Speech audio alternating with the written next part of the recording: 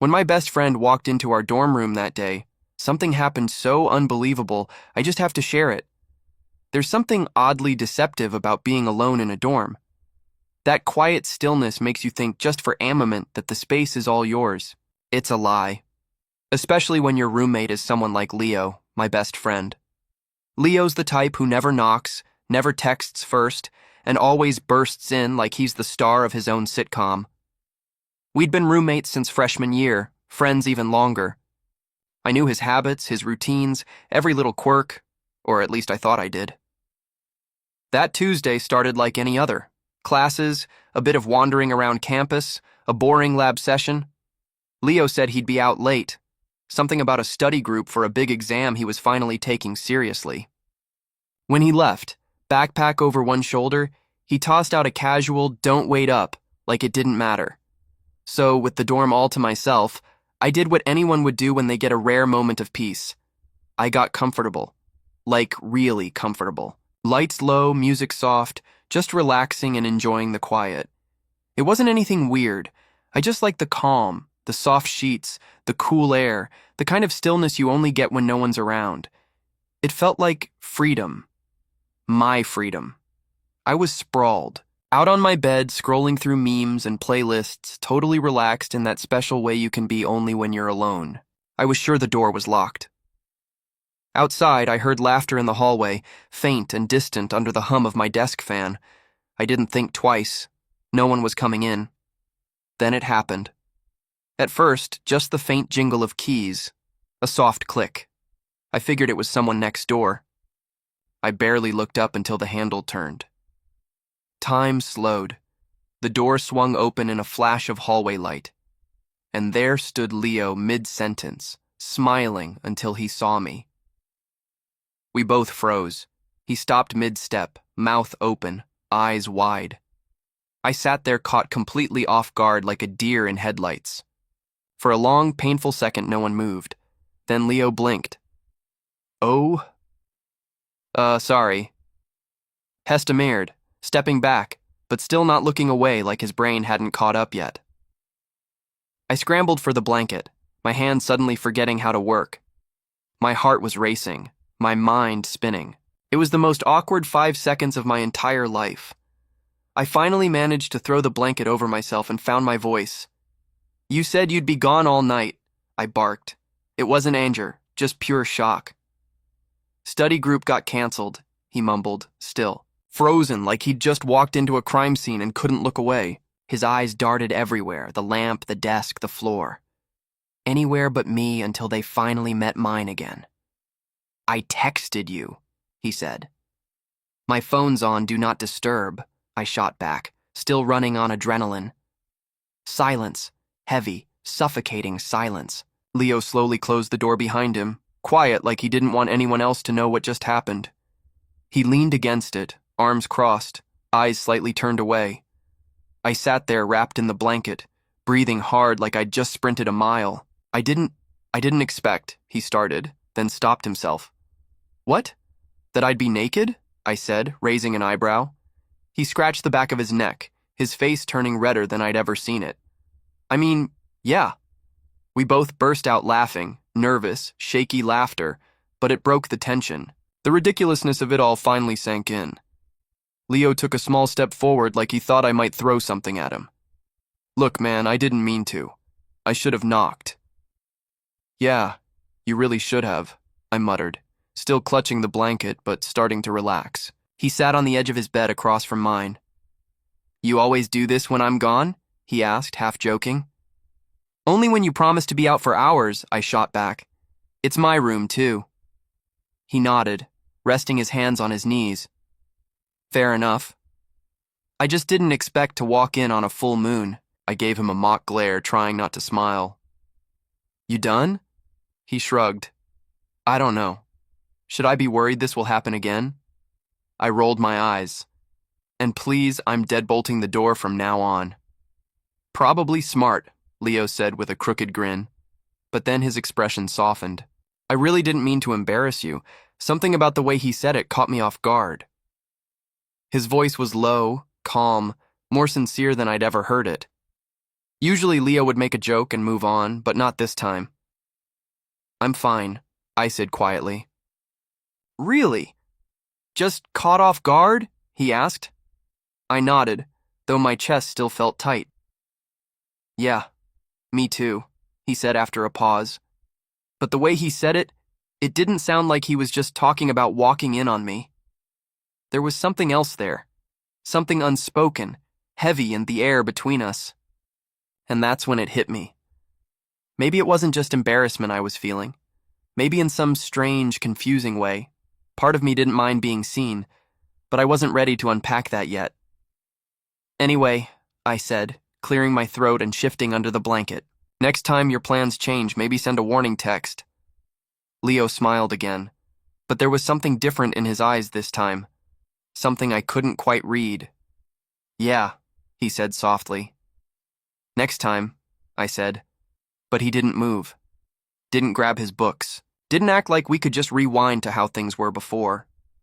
He stayed there, sitting at the edge of his bed, elbows resting on his knees, head tilted slightly, like he was lost in thought. His eyes kept flicking over to me. Quick, subtle glances, then darting away again like he couldn't help it. And me? I just sat there, half wrapped in the blanket, like it could somehow shield me from everything that had just happened. But deep down, I knew it wasn't just about being exposed. It was about being seen. Really seen. There had been a look on his face when he walked in just for a second, but it burned itself into my mind. I mean, he started after what felt like forever. It's not like I haven't seen you shirtless before. I raised an eyebrow, my voice dry. Yeah, but there's a pretty big difference between shirtless and, completely unprepared. He let out a quiet laugh, soft, not teasing, not even amused. More like he was still processing everything. True, he said. Still, it's not like I'm traumatized or anything. I'd hope not, I replied. Then he added almost under his breath, You looked comfortable. That word lingered between us. Comfortable. It shouldn't have meant anything, but the way he said it, low, thoughtful, made something shift inside me. I guess I was, I answered carefully. Didn't think I'd be interrupted. He nodded slowly. You usually that comfortable just being. Like that?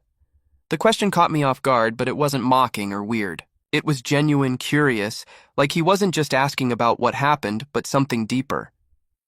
I hesitated, trying to find words that didn't cross whatever invisible line we were suddenly walking. I don't know, I said finally. Sometimes it just feels good to let go. No expectations. No pretending. Leo leaned back on his hands, his face unreadable, his eyes steady on me now, calm but searching. For a moment, neither of us said anything, but the air in the room felt heavier, like something had quietly shifted between us. But not closed off, he said quietly. I get that. I studied him for a moment, trying to figure out what exactly he got, because if I was being honest, there had been something in his eyes when he walked in, before the shock, before the apologies. Something raw, something that made my kist ache, but I couldn't ask about it. Not yet. Maybe not ever. So instead, I tried to lighten the mood. Well, I said, running a hand through my hair, pretending I was completely calm, even though my heart was still racing. I guess we've hit a new level of roommate bonding. Congrats, you've officially seen it all. Leo smirked, that familiar mischievous spark flickering back into his eyes. Yeah, he said. I'm putting that on my resume. Survived unexpected dorm room chaos and lived to tell the tale. I couldn't help but laugh, even though the tension didn't fully fade.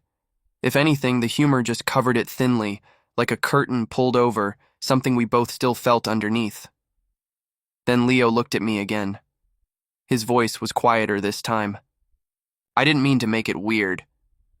You didn't, I replied too quickly. Then I added, I mean, it was weird, but not because of you. His eyebrows lifted slightly, just enough to show he'd caught the shift in my tone. You sure?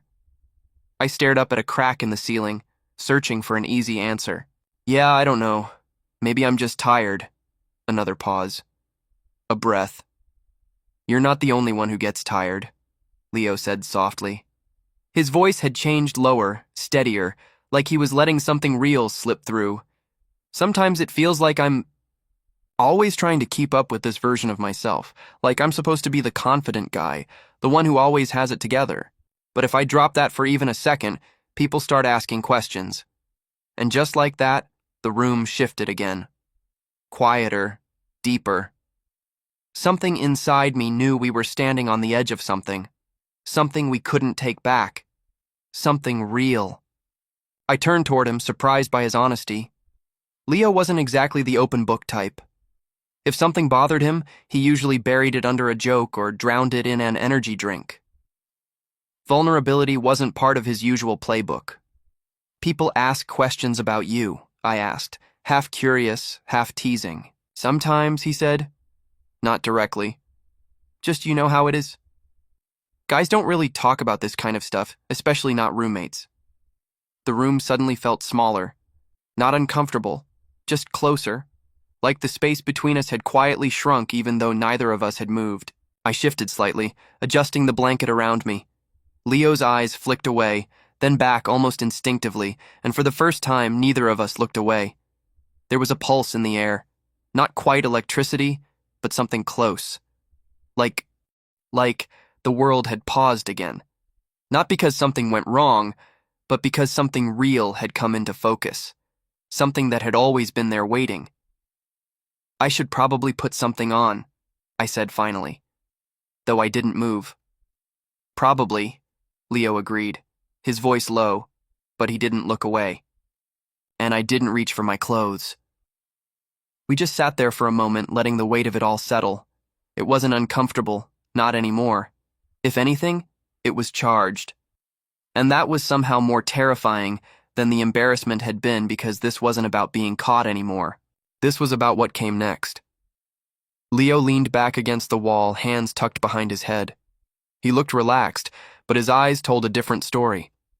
They were restless, uncertain, like his mind was running laps his mouth couldn't keep up with. You ever think about the stuff we don't say? He asked suddenly. I blinked. What do you mean? Like sometimes it's the things we don't say that mean the most. How we dance around something we both feel just because we're scared to say it out loud. His words hit like a spark in dry grass. My mouth went dry. I swallowed hard.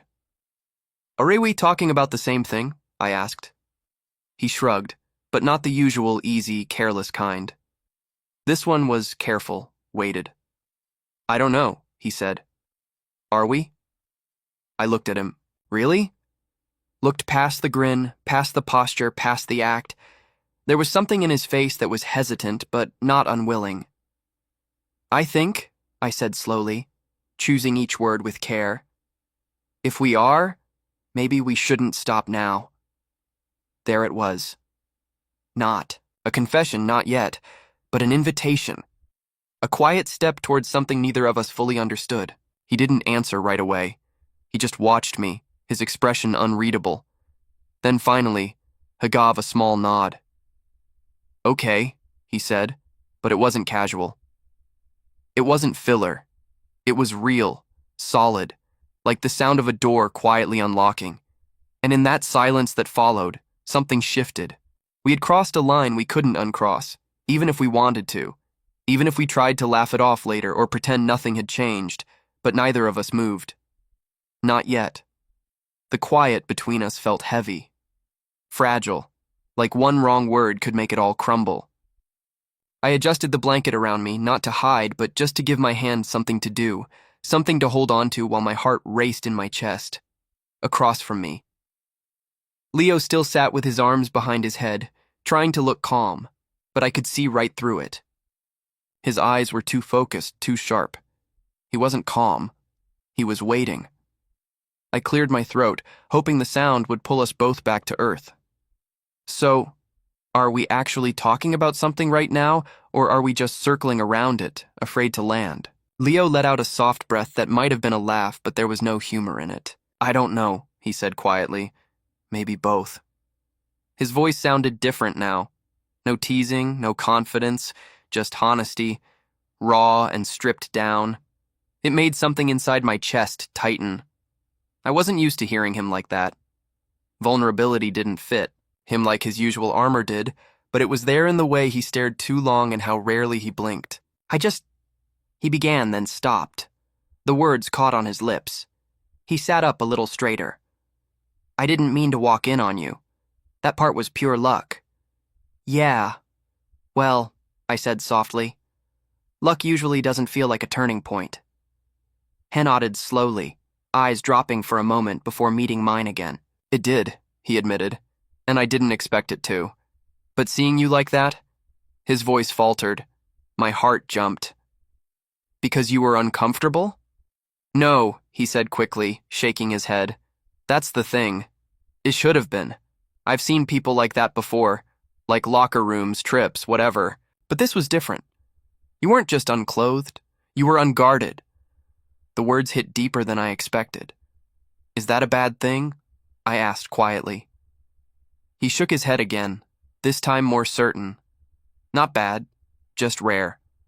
It made me realize how unusual it is to see someone that open. Not physically, but emotionally. Just existing without a filter. The tension in my shoulders eased slightly, though my chest still felt tight. You ever feel like we've been avoiding something? I asked. His eyes flickered. Every time I laugh too hard at one of your jokes, he said softly, or when I catch myself watching you when you're not looking. Yeah, I whispered. I've noticed. I've been noticing for a long time. The air between us thickened, warm and still like the moment before a storm. I shifted slightly, the blanket slipping further without me realizing. Leo's eyes followed for a beat too long before returning to mine. He swallowed hard. I don't know what it means, he said. I just know it's there. Whatever this is, it's real. I exhaled shakily. So, what do we do about it? I don't know, he said again, quieter this time, but I don't want to keep pretending it's not there. I nodded slowly, my pulse loud in my ears. Me neither. Leo stood then, not suddenly, not dramatically, but with purpose. Each movement careful, deliberate, as though he was measuring every inch of space between us. Hess stopped at the foot of the bed. The warm desk light cast a golden glow across his face, stretching his shadow toward me until it touched the edge of the blanket. But the story didn't end there. Not even close. The air had changed. Alive now. Charged with something neither of us could name, but both could feel. It felt like we were both standing on the edge of something huge. Toes curling over the drop, the wind tugging at our sleeves, asking if we were ready to fall. His voice came low, rough around the edges. Do you want me to sit? I nodded, afraid my voice would break if I tried to speak. He walked around and sat beside me, not too close, but not far either. The mattress dipped beneath his weight, pulling me subtly toward him. We sat shoulder to shoulder, staring ahead like we were watching something invisible play out in front of us. I could feel his warmth through the blanket. That quiet, steady heat of skin just near enough to touch. My fingers twitched against the edge of the bed. I wondered nervously, but hopefully what would happen if I let them move. But Leo was the one who moved first. Just the lightest touch. The back of his hand brushed against mine. A whisper of contact, but enough to steal my breath. He didn't grab or push for more. He just stayed there, waiting. I turned slightly toward him, heart pounding, the words caught in my throat like they didn't want to be spoken. You sure about this? I asked softly. He looked at me. Really? Looked. Heist's expression opened in a way I'd never seen before. No, he said quietly, but I want to be. That honesty undid something inside me. The space between us seemed to shrink. Not because we moved, but because the moment pulled us closer. Breath to breath, heartbeat to heartbeat, silent permission between us. Still, we hadn't crossed the line. Not yet, but we were close now. So close it felt real enough to touch. His fingers brushed mine again, this time curling slightly. A test. An invitation. I let mine respond just enough to meet his. That tiny connection, skin against skin, felt more intimate than anything I'd ever known. I looked at him, searching his face. What I saw mirrored back at me. Uncertainty, longing, and the quiet need to understand whatever this was and why it refused to fade. Neither of us moved, but everything between us trembled on the edge of motion. Our hands stayed there, not fully held, not fully apart, resting in that quiet agreement neither of us dared to break. The tension between us felt alive, pulsing in the air like static before a storm. His thumb brushed slowly across my hand, back and forth, barely there, but enough to send a shiver through me. I wasn't even sure if I was breathing, and if I was, it didn't feel like enough. The silence wasn't heavy anymore. It felt expectant, like the world was holding its breath with us. It felt like the room itself was waiting for one of us to tip the balance. Leo turned his head slightly, and I felt the warmth of his gaze before I even met it. His eyes weren't playful anymore, and they weren't cautious either.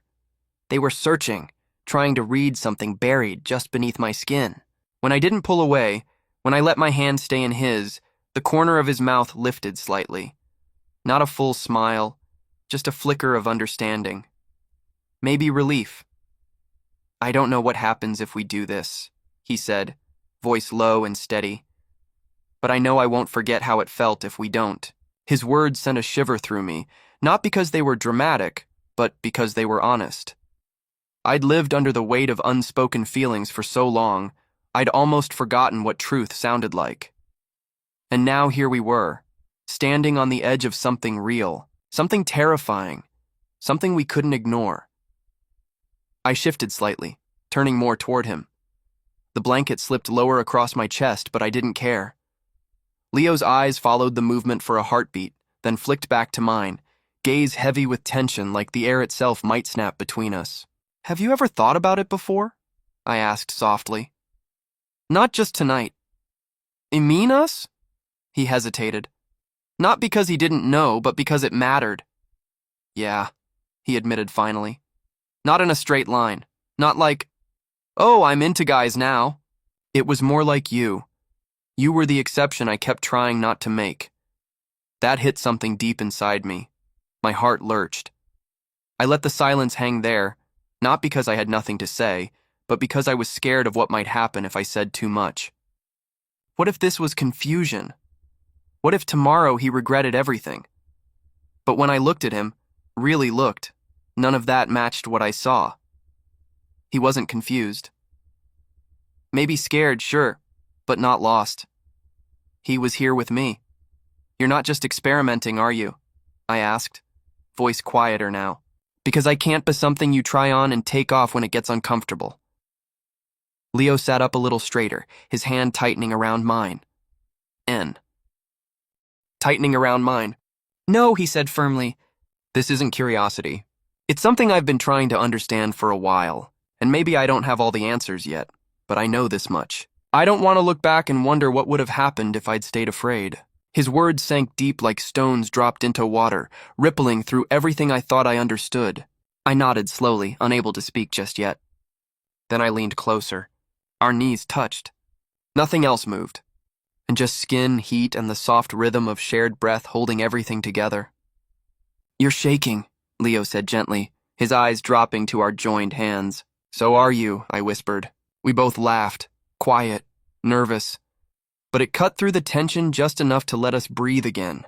Then the laughter faded, leaving behind a stillness that wasn't empty but full, charged. The air grew thick with something neither of us needed to name. Leo's free hand lifted, hesitating for a moment before his fingers brushed lightly against my jaw. The touch was careful, like he was waiting for me to topple away. I didn't. I leaned into it just enough to let him know I was still there. His thumb traced a slow path along my cheek, his eyes locked on mine. And in that quiet, something shifted, deep and irreversible. We weren't just friends anymore. Whatever this was, it had already changed us. "I keep thinking," he said quietly, voice trembling, "that if I get any closer, everything might change." "It already has," I whispered. "You just haven't caught up to it yet." That seemed to undo him. His breath hitched, and for a long moment we just sat there, close enough to feel each other's warmth, close enough that words no longer mattered. When he leaned forward, it wasn't sudden. It was slow, deliberate, like crossing a line we'd both drawn 1,000 times, but could never quite erase. The space between us disappeared until our foreheads touched, until the only sound was the quiet rhythm of shared breathing. And then softly the world stilled. Whatever this was, fragile, new, terrifying, but it was real. And for the first time, neither of us wanted to hide from it. This was real. And when the space between us disappeared, everything else seemed to fall away. The noise of the hallway, the hum of the fan, even the weight of our own hesitation. It wasn't sudden or reckless. It was slow, deliberate, like something we'd both been holding back for far too long. Leo's breath brushed against mine, soft and uneven. My chest tightened, every heartbeat echoing louder than the last. His hand rested at my side, uncertain at first, but steady once I didn't move away. The warmth of his touch felt grounding, like an answer I hadn't realized I'd been waiting for. He pulled back just enough to meet my eyes, his voice low, careful. "This okay?" I nodded, but it came out more like a breath than a word. I needed him to know this wasn't confusion or chance. This was something I'd carried quietly for longer than I could admit. "It's more than okay," I whispered, my voice shaking, but sure. Something in his expression softened. Then the tension in his shoulders eased, and the quiet between us shifted deeper, calmer, heavier with meaning. Leo leaned closer again, our foreheads touching, both of us caught in that fragile space where everything was still new, but already felt inevitable. For the first time, it didn't feel like a mistake or a secret. It just felt right. I just stared, trying to steady my breath, taking in the raw emotion in the way he looked at me, like he was seeing something fragile, something he didn't quite believe was real. There was a trembling honesty in his eyes, a kind of awe that made my chest ache. He was beautiful, not just in the way the light caught his skin, but in the way he seemed to hold himself, half afraid, half hopeful. "I can't believe this is happening," he whispered, his voice breaking around the words. "You're not dreaming," I murmured back, my hand finding his, fingers locking like they'd always known where to go. The air between us grew heavy, charged with everything we'd never said out loud. When he kissed me again, it wasn't soft. It was full of everything we'd kept buried for years. Every touch spoke louder than words. His hand brushed mine, then my face, tracing the lines there like he was memorizing a story he'd only just been brave enough to read. The closeness was dizzying, not because of desire alone, but because of the weight of it, the meaning, the surrender. The world seemed to fall away until it was just us, the sound of our breathing, the warmth between us, the quiet rhythm of hearts learning each other's language for the first time. Every moment carried its own kind of electricity, but it wasn't reckless. It was tender, grounding, sacred. When our eyes met again, everything stilled. His expression was unguarded, all walls gone, all fear stripped away. This wasn't confusion or impulse. It was truth, something real, something rare, something that had been waiting quietly for its chance to exist. That unstoppable pull between us, the one we'd both tried to ignore for years, finally came undone. He held my face in his hands and kissed me like the world had gone silent, like nothing else existed beyond this heartbeat. For a moment, it was too much, too, and I felt tears prick my eyes. Then everything stilled. Wes stopped speaking because there weren't any words left, just breath and the soft rhythm of two people finally letting go. We didn't rush it. We didn't stumble. We simply existed. Close, connected, honest in a way we'd never allowed ourselves to be before. It felt raw, unguarded, like falling, but safely knowing someone would be there to catch you.